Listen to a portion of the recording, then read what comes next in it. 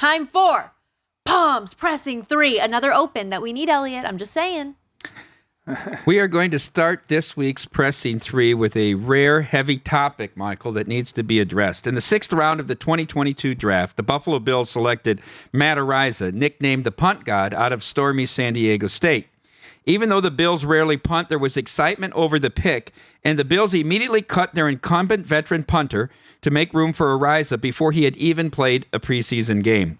Shortly after the draft, some ugly accusations came out about Ariza, and the Bills wasted little time in cutting him. In fact, doing so 2 days later, despite saying they were aware there was a case brewing when they selected him. The fact Ariza was a rookie punter, replaceable by virtue of the position he played, and not a quarterback, say like Deshaun Watson, makes not wanting to take a PR hit at the time understandable. A year later, Ariza has been cleared of any wrongdoing, and in fact, it came out he wasn't even at the scene of the alleged assault.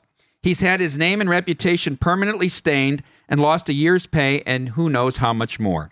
So as a former NFL GM, Michael, here's my question to you.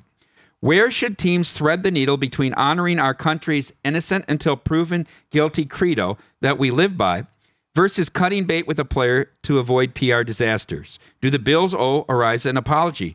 Shouldn't they immediately re-sign him? We know Buffalo is a first-class operation, as we saw with the grace with which they handled the near tragedy with Damar Hamlin. What if the Steelers, also a first-class operation, had handled a certain future Hall of Fame quarterback's situation in this manner? Does this all just come down to the fact that punters are disposable? What say you, Michael Lombardi? Well, I think a lot of this is social media, correct? And so I think where Buffalo made the biggest mistake was when this information came out and the public was screaming for them to release him. They didn't have enough information to stand on. And they found out later that perhaps he wasn't there. I think ultimately the job of any scouting service for the team is to know more about the player before we draft him than after. So if you walk into your room and you tell your owner, look, we're going to draft this kid. He's going to have a criminal case against him. There's a lot of things that are going on. We've done this work. He wasn't there. It's never going to happen. We're going to have to stand tall and stand firm behind him if we make this pick. And that conversation didn't happen, and public perception drove it. I hope the young man does get a second opportunity because he has been proven innocent. It's not he had a better lawyer. I think this is a key component. Sometimes we factor in the fact that if you have a better lawyer, you could be guilty, but you just got to have a better lawyer. Well, this is one of those where he wasn't there and he's not charged. So he's been cleared, and he does deserve a second chance. And I think it's unfortunate. I would be surprised if another team doesn't try to sign him. I feel horrible for him, like absolutely horrible for him. You go from having an NCAA record-breaking season, you're living your dream, getting drafted to the NFL, and then these allegations come out about you that are horrific and awful. And I understand why a team, after just drafting a kid that they don't really know, would not stand behind him because they don't know his character to the extent of knowing him that well personally and yada, yada, yada, everything that goes with that. But to have your name stained like that for something that you didn't do and you left from the party at least an hour before this even happened is heartbreaking. I feel awful for him, and I do think he deserves an open and clear apology. It's going to be interesting to see if he files a suit against wrongful termination because he was terminated for this cause. It wasn't skill or injury. And he does. I'm sure he does. Now, I think a lot of this is going to have to play out, but he does have a case for wrongful termination because he was cut based on allegations that proved to not even be remotely accurate. And so you hope that Buffalo understands this, and instead of having to face a lawsuit, we'll try to bring him back. I think this comes down to the information. You've got to have the right information. And when you go down this road, and you sign this player or draft this player, you better make sure you have the case at hand and not learn it as you go. I just really don't like this guilty until proven innocent social media justice. Question 2, Michael.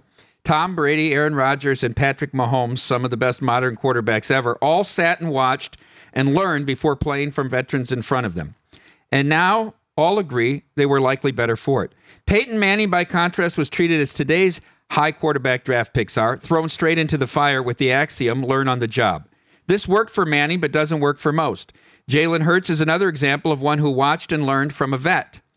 Would Hurts be an MVP candidate had he started from day one? Just a mere mention this week that Bryce Young isn't listed number 1 on the current Panther depth chart, even though we know he will start, drew people's ire. Where do you fall on these young QBs playing right away? Maybe some possible future Hall of Fame quarterbacks never got the chance to realize their potential by flaming out in year 1. If Jordan Love becomes terrific, what will they say? Where do you fall, Michael, on playing these young quarterbacks from day one in today's impatient NFL? Well, the people that say that they should put him in right away have never had to stand in front of a team. They've never had to talk to a team and say, this is our starting quarterback. He's earned the job. They've never had to stand in front of a team and say, you're our starting right guard because you've earned the job. When you start giving jobs away, then all of a sudden the team's going to crumble. You got to make the player earn it. You got to make you feel like, okay, he gives us the best chance. Or what happened with Kenny Pickett last year. Trubisky's killing us. We got to go to Kenny Pickett. You can stand in front of your team and say that. We don't know what Pickett's going to do, but we can't go down the road with this guy anymore. So as a coach, as a leader, you've got to have credibility to the people you talk to. All the ones in their basement that are screaming to put him in right away, they don't care about credibility. They don't have it. They just tweet another day. So they don't have to stand in front of any team.